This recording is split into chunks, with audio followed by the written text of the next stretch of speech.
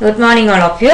Traditional individual talent, paragraph number 4 onwards. We are continuing from there. Let me read for you first. No poet, no artist of any art has his complete meaning alone. And again in the essay we have been talking about your being so individual and a kind of obsession we hold towards this individuality. Not just in approach towards us, but every part, that is subject matter, theme, style of writing, narrative technique, everywhere you want the writer to be so original. That is the another term that you can use, originality. And this is how we in one way or other we want to throw away tradition or the traditional belonging, the kind of imitation actually tradition earlier doesn't mean imitation anywhere, but another thing that is about you are completely away from the old writers, their influence, and that kind of an obsession, and you are attempting to erase the existence of the past writers Eliot doesn't want to promote.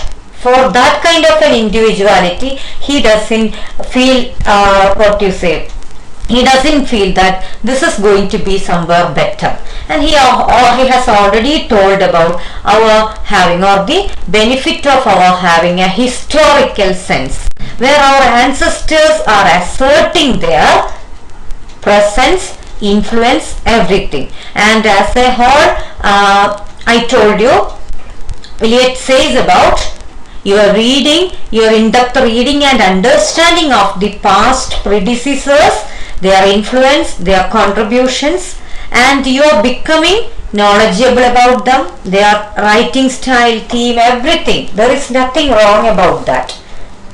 And you are not going to imitate it blindly as well.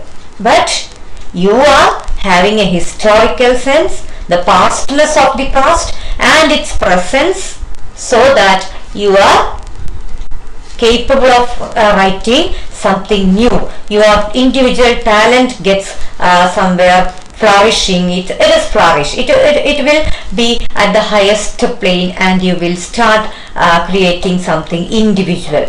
It doesn't mean that I will have to write a story, I will have to write a poem which has the theme which is never discussed in the history of human race. No, that is not actually possible.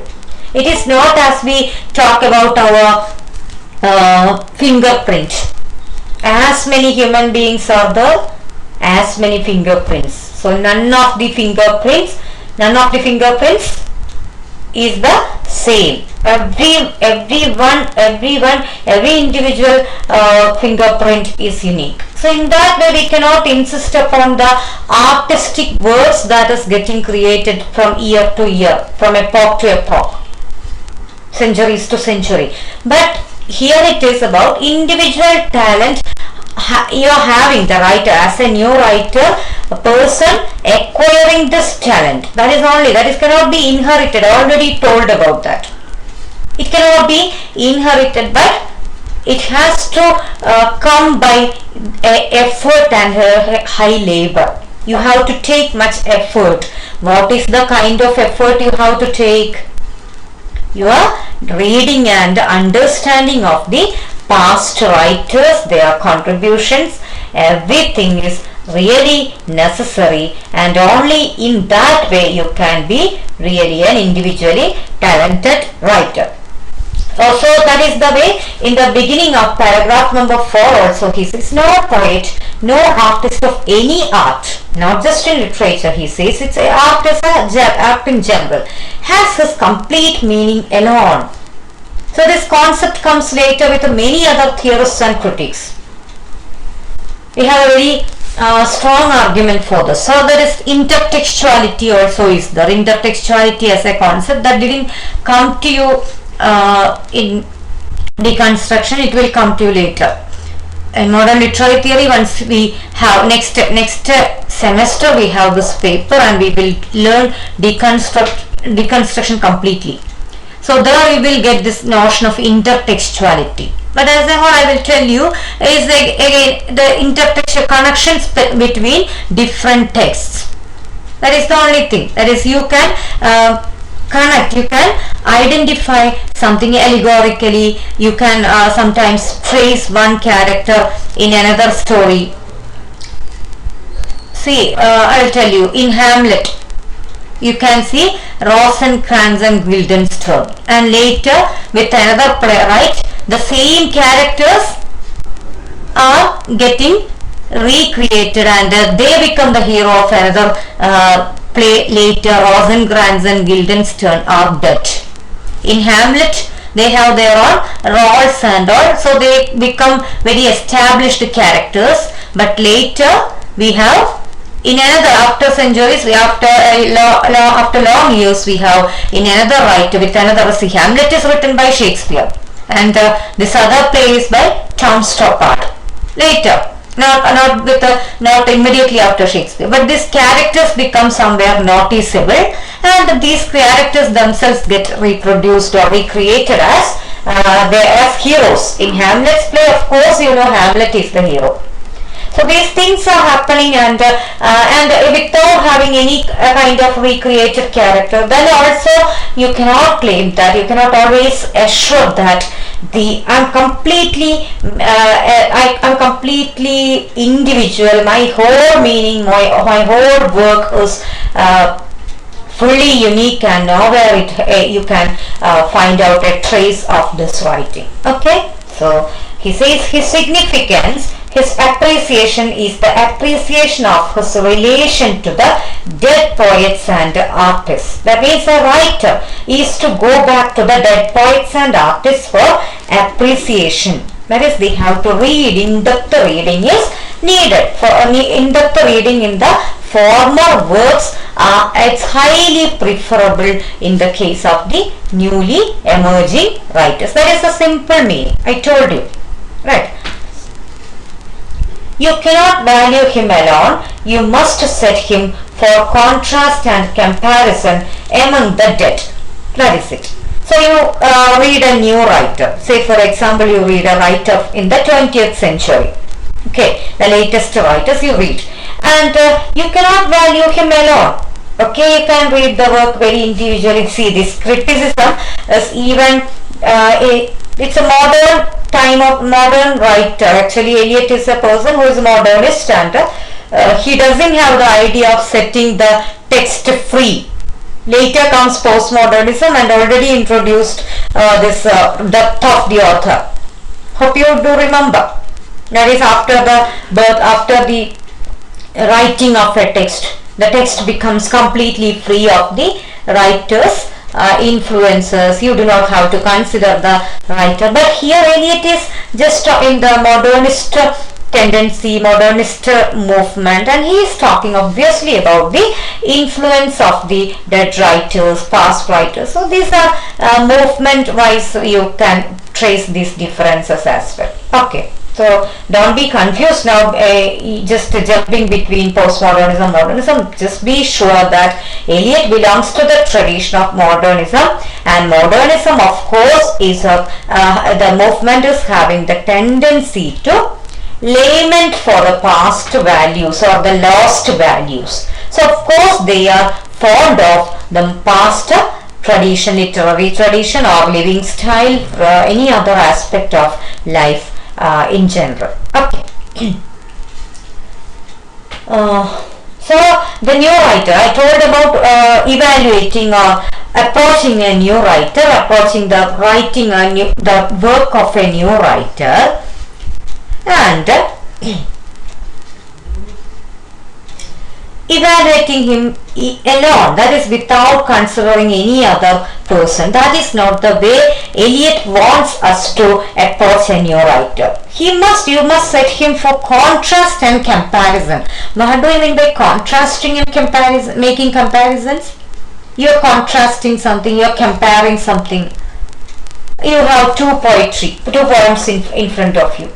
So you just make a differentiation. You tell that in this poem the writer process takes this kind of a stand. The other one is not like that. With the same writer and his or her own writings, 2 or 3 of his or her own writing, you can contrast, make contrasting commands. Comparison is you are trying to compare one with the other or one with many others. So this is again happening. Just think about in the case of, not just in the case of art. You make it in this comparison, contrast in the case of dress, food items. Everywhere you can make this contrasting and comparison. Contrast. So you tell that yesterday's food was far better. So you are contrasting somewhere or comparing. Comparing to this is fine. You always make this. Even when you write, you write 2 pages in a book, and of course you can compare both those two in that way. This page is far better. In this my handwriting is somewhere fine. The other one is very illegible. I cannot read it at all. You are comparing or you are contrasting. So this is again happening, and in the case of evaluation of the art also, Eliot says that this is highly preferable. Okay.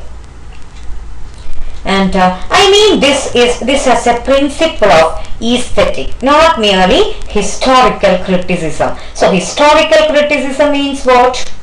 You are going back to historical background of the writer, or the historical background, the era of the setting of a writing. You take a novel for reading and you are trying to connect it with the historical time period. So that is again, you are giving too much of importance to history of a work. Historical background or the history, even the writer's history. The writer's history and as well as the setting. Of course, you know, the novels that immediately came after the World War, the Holocaust. All of those dealt with the themes of that kind. Okay, but see, in the time of the chivalry, the historical time period when chivalry and all was there, even the writings produced, the created writings that were coming out, of course mentioned such heroes, hero worship, all those. So of course the influence is there, but here he means a kind of aesthetics itself. You are evaluating, you are judging a work of art, you are appreciating a work of art. That is of course aesthetic. It is not about something you call historical criticism, giving too much of importance to historical details. Marlowe was a problematic person. Marlowe's demeanor was not at all good. So his heroes are like this. This is again, you are again giving too much of importance to the historical background of the morality of a writer. No. Eliot means something entirely different. His intention is actually even higher. That is of course your whenever we say, when we introduce you a new topic, we always talk about you having a base. That is a basic idea about the movements, theories and all. Of course, you were introduced with the modernism before the beginning of the third module itself. And of course, I gave this as the reason, to build the base in the beginning itself. Without having you are having an idea about romanticism as a movement, what happened in between or behind the screen. To appreciate Wordsworth's preface to lyrical ballad, it is very difficult. Same with the traditional individual talent. In between, I am telling you about modernism, modernist tendencies. So already that is introduced to you. Otherwise, it's what is she talking about this modernism and all? What modernism? Which modernism? So if you are unaware, you may think about the modern lifestyle and all. Is it the same? No. So this is the way we have to be appreciating enough for the towards the past writers, and that is a necessity. The necessity that he shall confirm that he shall cohere is not, see, one sided. See, he shall cohere is not one sided. What happens when a new work of art is created is something that happens simultaneously to all the works of art which preceded it. So here you are cohering your you confirm, he shall confirm that, he shall cohere. You are becoming part of a system. Okay, so now you write a work, you create a literary work, and you are part of the system. So you should not be really what you say, somewhere you are rejecting, you try to reject and stay away from all the other writers for the claiming individuality in your writing. That is not needed, because you are also one of the system, one among the system of the whole literary tradition. So that is the way Eliot talks about the need for our being appreciating towards the past writers. The same thing is repeated in different sentence structures, that's all. What happens when a new work of art is created is something that happens simultaneously to all the work of art which preceded it. So same with you talk about writing something in the 20th century. So 19th century when a writer wrote, of course there had been other people who preceded him. So no one is out of this influence. And year after year the possibility of being influenced by your reading, by your experience, life experiences, that is getting higher. Okay, so that is complete erasing of the presence of these writers, the past writers and their influence. You do not have to think about, or you do not have to try it. Eliot says this is his own views. Okay, if you want you can contradict this, you can refute these arguments, but he asserts this with the kind of very well structured argument points as well as analogies also. He will come with a lot of example oriented introduction. He will get us a kind of demonstration in the essay itself. Why does he think so? Why does he assert the importance of these past writers? We will get this. The existing monuments from an ideal order among themselves, which is modified by the introduction of the new, the really new. That is, the existing monuments. What does he mean when he talk about the existing monuments? The past writings. Okay. It is modified by the introduction of the new, the really new. That means the really new, he says, somewhere the writer is trying to, or the writer satisfies all the necessities of a better creative person. Work of art among them, the existing order is complete before the new work arrives. The existing order is complete before the new work arrives, for order to persist after the supervention of novelty. For order to persist after the supervention of novelty. So this is a new work. In the 20th century, please understand it in that way.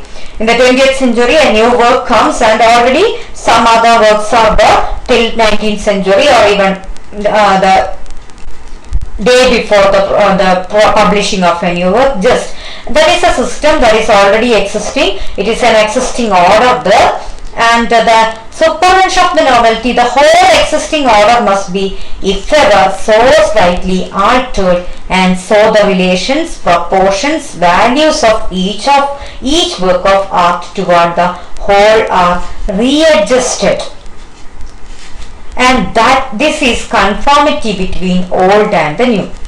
Simply saying, to put it simply, Eliot's own word, I will read even before explaining on that particular passage, particular sentence. That is, past should be altered by the present as much as the present is directed by the past. It's very beautiful to read. Past should be altered by the present as much as the present is directed by the past. That means a present idea is brought forth by the 20th century writer, for example, the new writer, so that you begin to think about the past idea somewhere. It's not something fixed a container. Those writings are also the opinion heads, opinion pieces, or a kind of personal view, perception of some writers.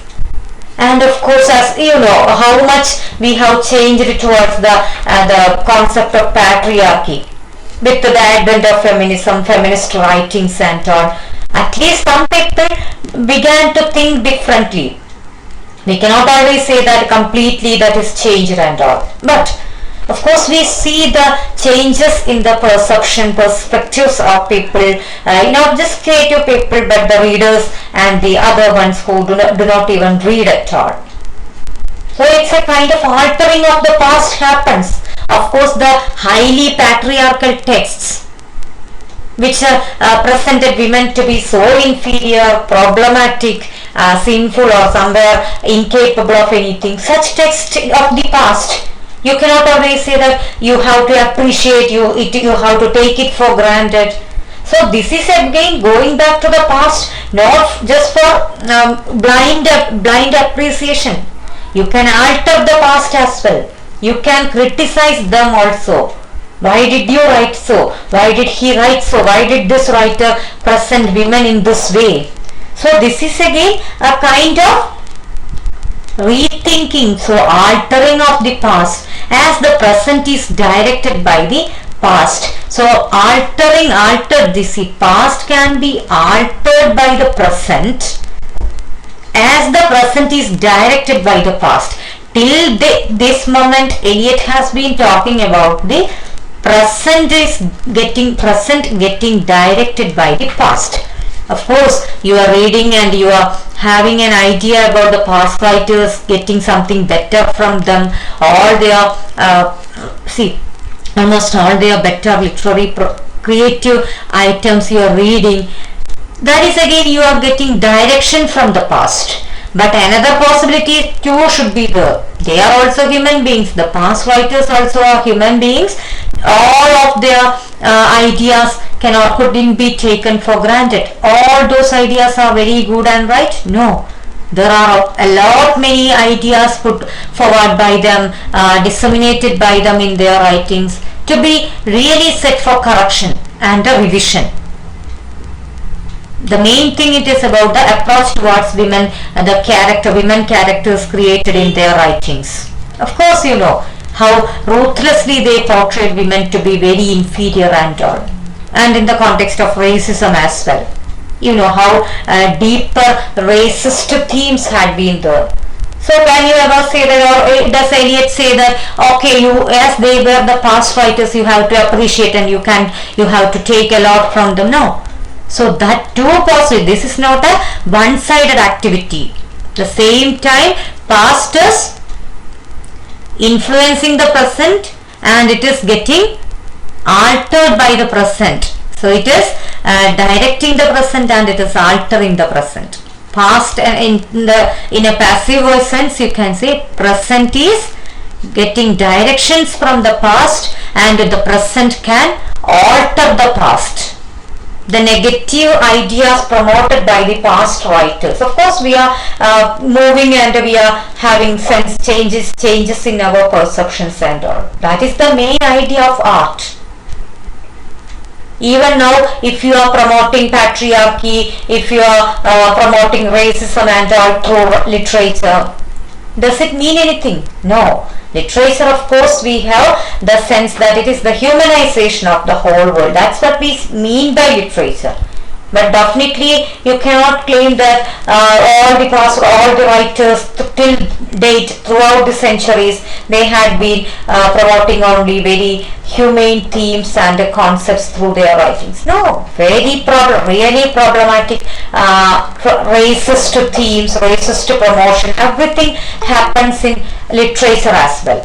So this is again, this is another need for that, need to go back to past.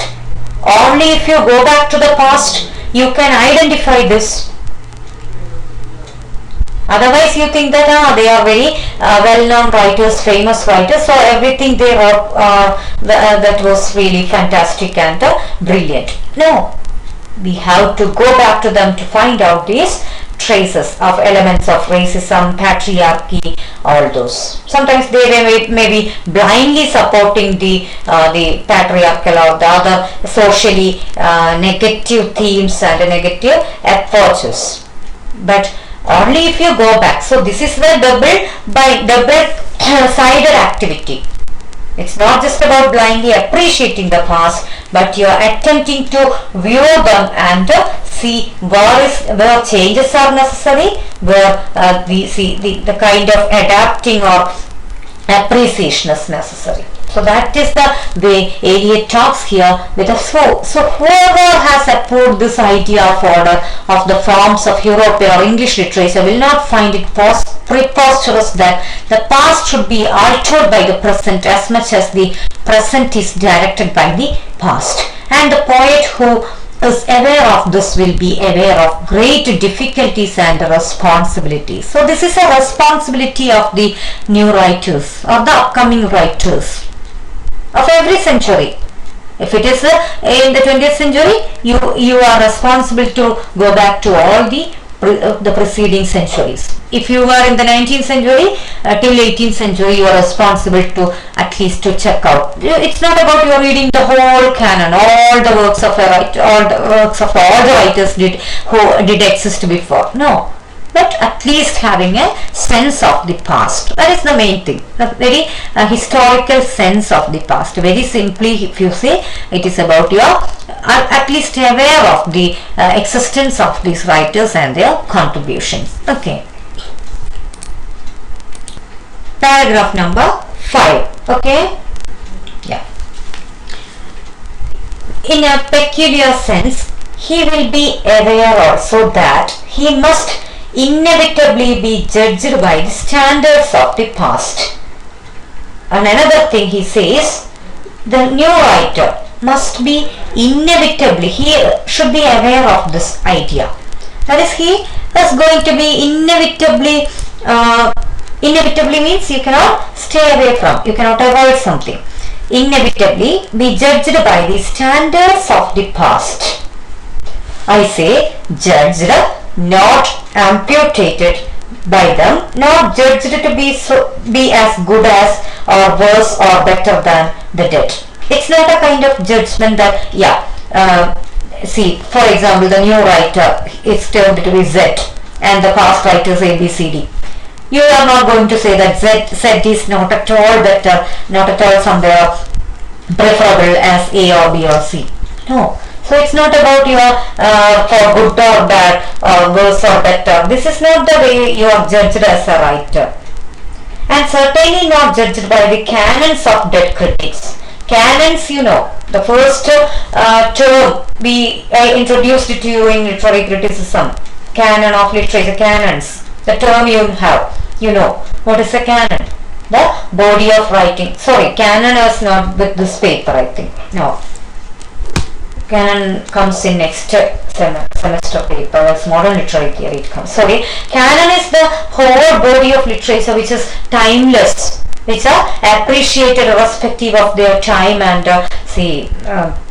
national geographical boundaries. Shakespeare as a canonical writer, canonized here, they are appreciated after centuries of their literary creative existence as well as activities, literary activities.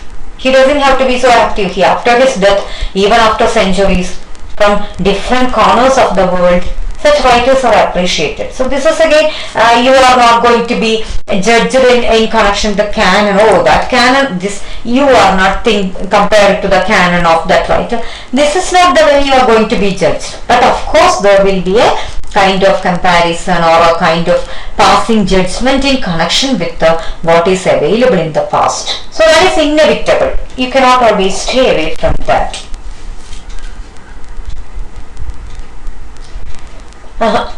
In which, canon succeeded and certainly not judged by the canons of the critics. It is a judgment, a comparison in which two things are measured by each other. To confirm merely would be for the new work, not really to confirm at all. To confirm merely would be for the new work, not really to confirm at all. It's not just about conforming to the past writing. It would not be new. It would not be new and would therefore not be a work of art. Just blindly imitating the tradition is not at all what is promoted by Eliot. He again and again makes his point clear here. And we do not quite say that the new is more valuable because it fits in. But its fitting in is a test of its value, a test. It is true, which can only be slowly and cautiously applied, for we are none of us infallible judges of conformity. So there is no yardstick for you to assess that, yeah, he conforms very well, he doesn't conform. And is there any positive sense that he conforms very thoroughly, or she doesn't conform at all, she conforms very at the highest level, she doesn't conform at all. That is conforming with the past. There is no, you cannot always measure that with a stick or a measuring rod or scale. You can even measure, you can get the measurement of earthquake. You have equipment with it. But in an artistic work, that is impossible, totally out of question to be assessed or compared with the, what is the kind of comparison or the value judgment you are going to pass. Passing value judgment is impossible. That is why this contingency is there in total sense of a literary creative platform. Just think about your writing an examination. This is the main problem that we always face, problem in court. You write an examination very well. Okay? Still, if you have written the examination of a science paper, and you can go back to check out the answers in the somewhere, and you find that all those questions I reached, even not just the one word or short answers, the essay length paragraph question, the other questions I have answered completely well. Yeah, after the steps I reached the final answer, and that also is right. So you can even calculate the kind of mark you are going to be awarded. In the case of a science paper, that is fine. But in the case of a literature paper, even after you are writing it very perfectly well, still you may not always be courageous enough to say that, yeah, I will get 100 mark or 90 above in this examination, I wrote it very well. You may have the kind of confidence, but you will stay away from claiming that, or you may stay away from declaring it because you are worried. What it is you are worried about? You know that another person with another taste, another subjective perception is going to judge your paper. Okay, and of course you are sure that even betterment is possible in the case of this, in the case of any language and literature. That's why we always say to you, if you score 25 out of 25, maybe you have submitted assignments on time, even for the 10 out of 10, the internal examination out of 20 or 10, you might have scored to complete. So, but even then, we always tell you, in our system, we always come and inform you that, no, only 23 or 24. Beyond that, you please don't expect in literature paper. The sense is this, every time something better is possible. Okay, so, but sometimes when we have this kind of paper like history, even then it should not be promoted, I say.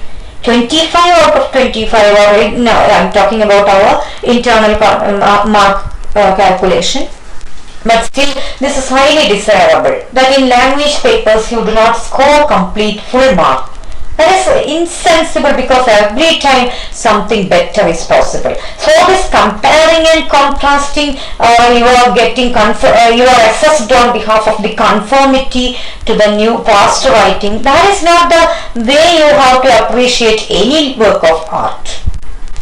You are judged, you are appreciated, evaluated, read for your writing, but that should not be at the stake of erasing the past writings. You can of course read, compare, all those things can be done, but it is not as you tell, yeah, you stand here and I assess your height, or you are having a weight machine here and you count you can get an idea about the weight, your body weight, or even you have an almirah in front of you, and you just measure the length of it using a scale or any other tape or meter. That is, you can do it with a complete precision if you are very careful about the measurement, taking the measurement. You can get the correct, precise idea, precise measurement, but that is not the case with the literary activity. Yeah, he is somewhere, conforming to the style of Shakespeare. So he is the excellent writer of this time. He is the promising writer of this 20th century. She writes as the themes of this writer is almost like Virginia Woolf. So she is the best feminist of this era. You cannot always measure in that way. Virginia Woolf is having her own talent. May have a lot of defaults as well. Many problems you can find in the writings of these persons. Even the canonized writers, they are not completely appreciated. Of course, criticisms are leveled against them during their lifetime or later.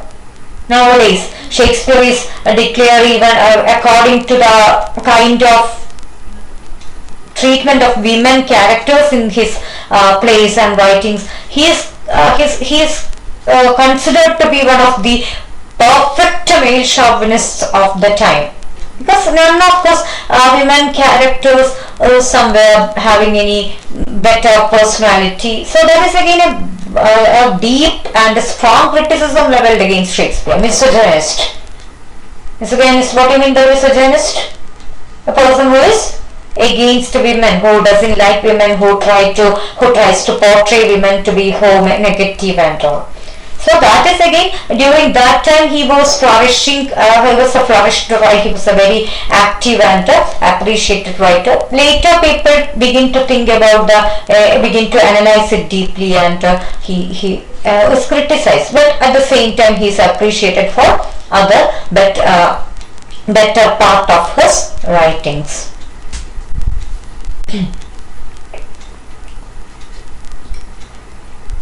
Yeah, and we do not quite say that the new is more valuable because it fits in, but its fitting is a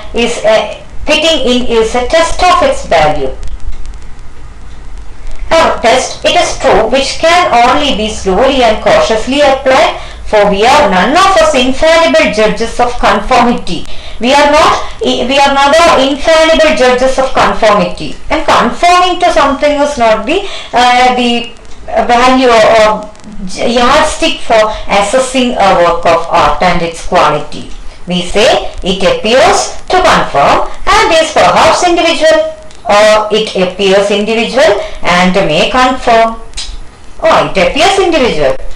Are you going to check out the whole work of the literary canon and other areas, every work produced till date, to check out whether this writer conforms or not, whether this writer you have at your hand, the 20th century writer, he or she conforms? For that, are you going to read all the writings of the past? No. So we cannot be infallible judges of the of conformity. That is not at all a yardstick for. Yardstick means the measurement rod for measuring. Here, I mean. So again, perhaps individual, or it appears individual, may conform, but we are hardly likely to find that it is one and not the other. you find out the past influence or not. You do not find the past influence or not. Never you can say that. We can hardly likely to find that it is one and not the other. Somewhere you will find out the traces in the past traditions. Okay, that means knowingly or unknowingly. Some people blindly imitate the past writers. Deliberately they go and read the past writers, their writing style, they try to acquire. And of course it is very easy for them to be traced out. Sometimes we do it with the films. Right, yeah, this has been there in that movie.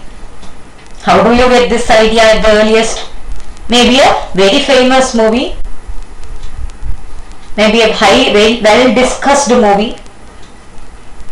Very successful movie of the past. And now you have, after centuries, you after years, maybe after many years, you notice the same kind of theme and character sketches and all, and immediately you identify. Sometimes that might have been a very a movie which was not really appreciated, or somewhere not neglected a movie, but a person not sit down and later when he goes for taking a movie or making a movie, he or she goes and takes influence from that, or takes theme and characterization from that. Sometimes it may be identified, sometimes it may not be identified. In any case, you cannot say that this is one and not the other. Somewhere this one will be there in the other, and that other may be there in this also. So there is again past, present, both of these are having a kind of mutual influencing each other. That is the full main idea you can take it from this. That is influencing one another. Altering. Present is altering the past. At the same time, it is getting directions from the past. How to write, how this literary activity looks like on this. And of course, past of course is altered by the present. Past is giving direction to the present.